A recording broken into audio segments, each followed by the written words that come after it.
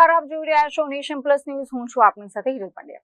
ગુજરાતમાં રેલવે માર્ગે થઈ રહેલી નશીલા પદાર્થોની હેરાફેરી સામે રેલવે એસઓજીની ટીમને વધુ એક મોટી સફળતા મળી છે. પુરીથી ગુજરાત આવતી પુરી ગાંધીધામ એક્સપ્રેસ ટ્રેનમાંથી રેલવે એસઓજીએ લાખો રૂપિયાની કિંમતનો ગાંજાનો જથ્થો ઝડપી પાડ્યો છે. ઓડિશા તરફથી આવતી લાંબા અંતરની ટ્રેનોમાં માદક પદાર્થોની હેરાફેરી થતી હોવાની આશંકાને પગલે રેલવે એસઓજીની ટીમ સતત સઘન ચેકિંગ ઓપરેશન ચલાવી રહી છે. આ દરમિયાન પુરી ગાંધીધામ એક્સપ્રેસ ટ્રેન જ્યારે ગુજરાતની હદમાં પ્રવેશી ત્યારે એસઓજીની ટીમે કોચ વાઇઝ સર્ચ ઓપરેશન હાથ ધર્યું હતું. ટ્રેનના દિવ્યાંગ કોચના શૌચાલયમાંથી તપાસ દરમિયાન પોલીસને ત્યાં શંકાસ્પદ થેલા મળી આવ્યા હતા.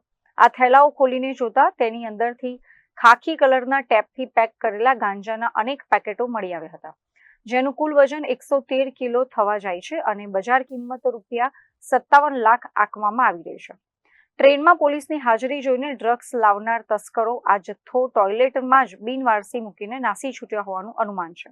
ઉલ્લેખનીય છે કે રેલવે પોલીસ માટે આ એક મોટો પડકાર બની ગયો છે, કારણ કે બરાબર 12 દિવસ પહેલા જ આ જ રૂટની પુરી ઓખા ટ્રેનમાંથી પણ આ જ પ્રકારે ટોયલેટની અંદરથી ગાંજાનો મોટો જથ્થો ઝડપાયો હતો.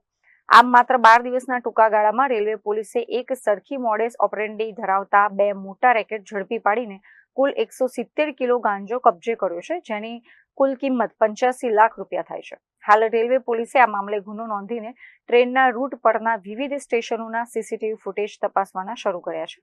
આ જથ્થો ઓડિશાથી કોણે ચઢાવ્યો હતો અને ગુજરાતમાં તે કયા ઓર્ગેનાઇઝ ક્રાઇમ નેટવર્કને સપ્લાય કરવાનો હતો તે દિશામાં રેલવે એસઓજી ઊંડાણપૂર્વક તપાસ ચલાવી રહી છે.